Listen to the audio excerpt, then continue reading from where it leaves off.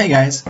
Yesterday we talked about the early Greek philosophers, but today we're going to be talking about the three major Greek philosophers who perhaps have had more of an impact on the way we think about the world today than any other people in world history. This is probably going to be a pretty long slideshow, but hang in there, you'll get through it. By the end of the video, you should be able to explain these things. Why did Athens sentence Socrates to die? What was the job of the philosopher according to Plato? What was Plato's ideal society like? And how did Aristotle think we could gain knowledge? Also, you should be able to write some sort of coherent definition for those terms you see there listed under vocab. So let's get started with Socrates, who lived from 470 to 399 BC. And if you're paying attention, you'll notice that that overlaps with the time of the Peloponnesian War. And it's important to remember that Socrates is not just a philosopher, he was also a well-known citizen of Athens, and he was a soldier in the Peloponnesian War. And he supposedly fought bravely against the Spartans and their allies. Socrates' main questions have to do with epistemology, that is, how can we know stuff, and ethics, which asks the question, what should we do? He hated the sophists, who you remember from the last video did not care about truth. They believed that truth was whatever anybody could argue successfully for. And for a high fee, they would teach anybody how to argue successfully for anything. Socrates hated this because he believed that the truth was more important than anything and that people had to work hard to reach the truth. Later in his life, he spent his time educating the bright young men of Athens for free. He would stand around in public places and talk with them and teach them all sorts of interesting things. To teach people, he used something known as the Socratic method, which is basically just asking students questions to guide them closer to the truth. So instead of telling them what he thought something was, like truth or beauty, he would instead ask them, what do you think is true? And then continue asking questions to help them refine their own thinking. And the questions he asked most frequently were questions like, what is justice? What is beauty? What is wisdom? And as he asked more and more people these questions, he started to realize that nobody really knew. And this led him to allege that most knowledge was actually just opinion. So Socrates going around asking these tough questions of everybody starts to get pretty annoying. Eventually, he is declared by the Oracle of Delphi to be the wisest of all mortals, because he alone knows that he knows nothing. After he hears this, Socrates starts going around and embarrassing important people in Athens by asking them questions they can't answer. He's basically proving to everybody that nobody actually knows what they're talking about. He'll go up to a judge and ask the judge what justice is, and the judge can't tell him. He'll go up to a priest and ask a priest what piety is, or what the gods are really like, and the priest can't really tell Socrates. But he believes that by asking these people these tough questions, he's actually doing a favor for truth, because he's showing everybody how false all of these beliefs are. And he believes that the first step to true knowledge is to get people to abandon false opinions. He also teaches the important young men of Athens to question their elders in a similar way. And he becomes notorious for educating the traitor Alcibiades, who you learned about in the video on the Persian War, ended up being a traitor, at the Peloponnesian War that is, ended up being a traitor to Athens. Eventually, Socrates is accused by some prominent people in Athens of corrupting the youth, and he's taken to trial. Socrates refuses to back down, he won't say that he's sorry, and eventually he is sentenced to death by suicide through poison. They make him drink hemlock, which apparently is quite poisonous. He chooses to drink the poison even though he could escape. Some of his followers are quite wealthy and influential, and they arrange for him to escape out of Athens. But Socrates chooses to drink the poison because he believes it is just to obey the laws of the city. Because he's willing to die for his idea of justice, and because he lived his life in pursuit of the truth, he becomes a legendary figure and is looked upon by many people as the true philosopher. One of Socrates' most important followers was this guy named Plato. And he was a young and wealthy guy who liked to talk to Socrates and who was educated by Socrates. And after Socrates is killed, Plato decides to devote his life to philosophy. One of the many things that he accomplishes is he founds a school called the Academy, where he trains future philosophers. And this school, the Academy, stays open in Athens for the next 500 years, more or less. Longer than that even, I'm not sure exactly, but hundreds and hundreds of years. Plato himself trains the next generation of great philosophers, and with him philosophy goes from being kind of a random smattering of smart guys saying stuff to a real recognized pursuit that's organized into different schools. He also wrote influential books on all major philosophical subjects. And most great Western philosophers would look back on Plato for inspiration. And people today still look back on Plato and write about and think about his ideas.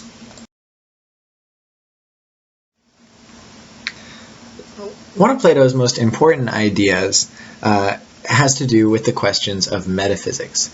And that is answering the question, what is reality? And Plato believed that what was really real, the foundation of all reality, was actually ideas. And so he thought this because he observed that all the stuff around him, all the material objects, stuff like tables or dogs or trees, would ultimately fade away. It would die or break or get burned. But the ideas of tables, dogs, and trees could never be destroyed.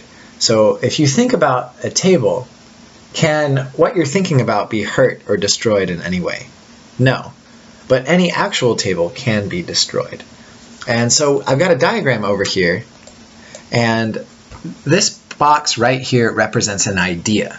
That is the idea of beauty. So think about beauty for a second, and think about if that idea of beauty could ever actually be destroyed. No, it can't. He believed that all objects, everything that we see in the world, all of these breakable things, are actually reflections of ideas. So that would mean that every real table is actually a reflection of this eternal, invincible idea of a table. And that would mean also that every beautiful object that we see in the world was actually a reflection of the idea of beauty. And so if you look over on that chart there, you see the idea of beauty appears in every different beautiful thing. So a beautiful flower, a beautiful sunset, a beautiful painting. All of those things will eventually fade away, but the idea of beauty remains. And every new beautiful thing that occurs is another reflection of the idea of beauty. And so Plato then laid out his idea about what philosophers should be doing in this thing called the allegory of the cave, which we'll talk about in detail tomorrow. But basically he believed that most people live in darkness and confuse the material world for the real world of ideas.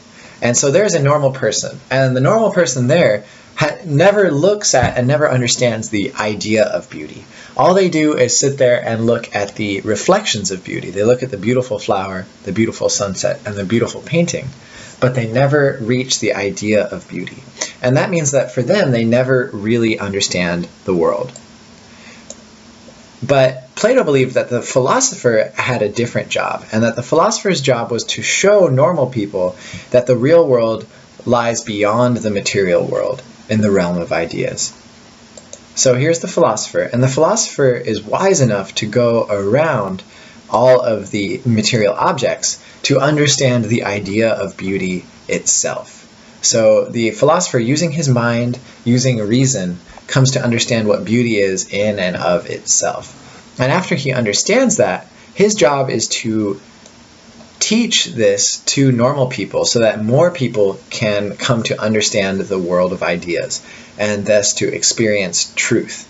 in its purest form. This is the idea that Plato had of philosophy. The whole point of philosophy was to come to understand the ideas that lay behind the material world. Another of Plato's very important ideas has to do with ethics, well, that is, trying to answer the question, how should we live? And he answers this question by creating an ideal city in his book, The Republic, where he tries to show the best possible way for human beings to live together. And it's interesting because he bases his ideal city on Sparta. And this might seem strange because he comes from Athens.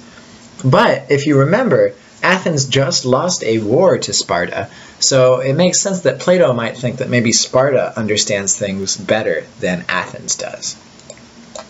And so the first thing about Plato's Republic is that it is a stratified society.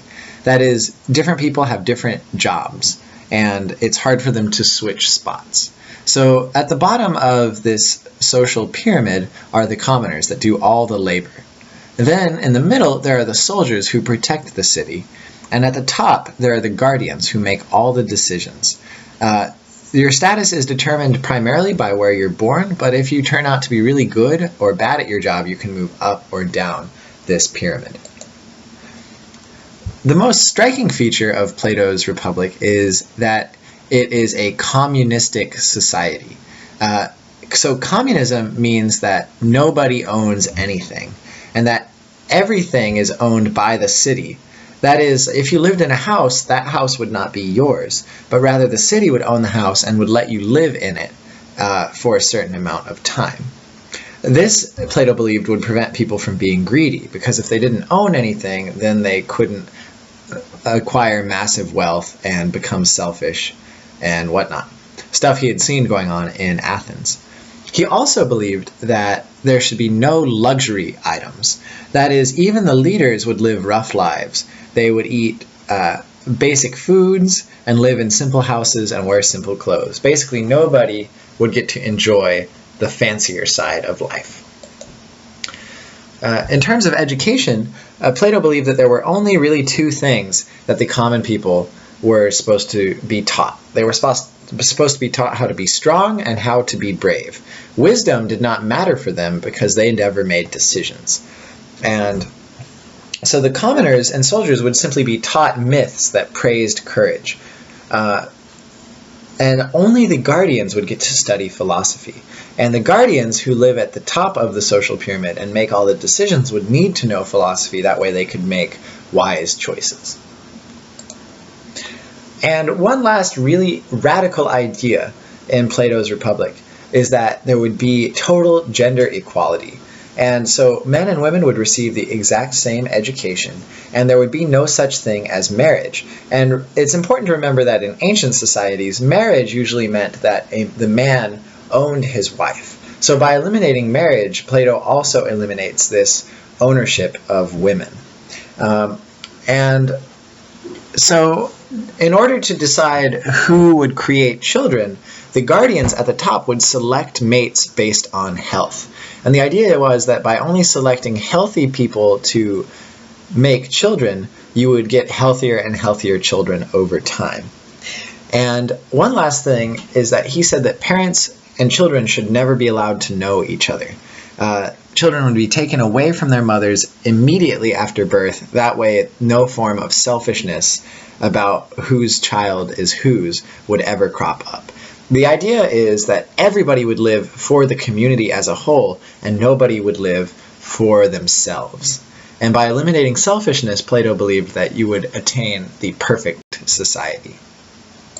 Obviously, not everybody agreed with Plato, and perhaps one of the most important people who disagreed with Plato was one of his students, Aristotle.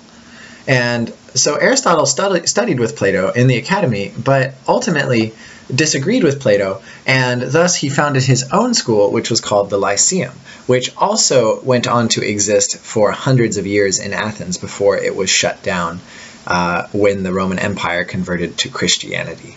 So that's a long time. Aristotle traveled around Greece to study natural phenomenon.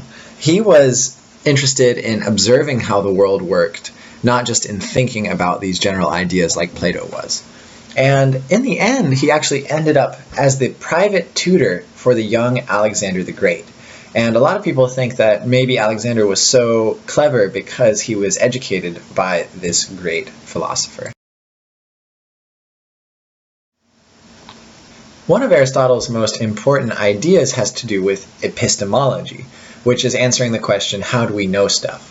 And so Aristotle takes a totally different approach than Plato. Instead of worrying about these general ideas, Aristotle believes that we can come to knowledge through looking at the physical world. So for Aristotle, the physical world is really, really real.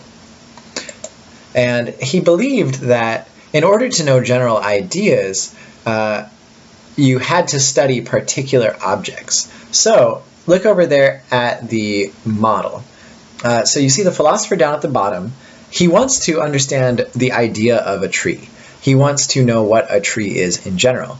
Aristotle believed that the only way a philosopher could do that was to study individual trees. So you'd look at pine trees and oak trees and spruce trees, and only by looking at all of them and thinking about all of them together could the philosopher ever come to understand what a tree was in general. So this is the exact opposite of Plato, because for Plato, all the little particular things, all the material objects, lead us away from the ideas. But for Aristotle, they're the only way to the idea. This led him to argue for a scientific approach to knowledge. He argued basically that we should observe the real world, look for patterns, and then use these patterns to predict things in the world. This led him to write some of the first major books on biology and physics, and he could be considered one of the first great scientists of human history. Of course, he was wrong on a lot of stuff, but he got off to a great start. One last idea we're going to talk about is Aristotle's ethics, where he tries to answer the question how we should live. And so rather than looking at the community as a whole, like Plato did, Aristotle decides to look at the individual people. He believes that by creating many individual good men, good societies will form themselves. And in order to create good men, he didn't really write about women. He said that men should strive to become virtuous. And to be virtuous for Aristotle meant simply knowing just how to act in any situation. So no matter what happens, you know what you're supposed to do. And Aristotle believed that people became what they were by practicing. And so he believed that if you wanted to become virtuous, you had to practice virtue. And this means just trying to do what is virtuous in every situation until it becomes natural. In order to decide what was virtuous, Aristotle came up with the idea of the golden mean. And this means that basically everything that is virtuous lies between two extremes. So for example, he believed that courage, standing up to your enemies, stood between cowardice, that is running away for no reason, and rashness, which was like charging forward to certain death. Aristotle believed that courage stood somewhere between those two vices. In the same way, he believed that justice stood between weakness and cruelty, and that generosity stood between greed and wastefulness. And so by knowing where the middle ground was on all of these different issues would make somebody a virtuous person. And if somebody was virtuous, and if everybody was virtuous, then the society as a whole would be good. So that's all. Here are the goals once more. I'm sorry this took so long. I hope you found it interesting and not baffling. I'll see you tomorrow to clear everything up.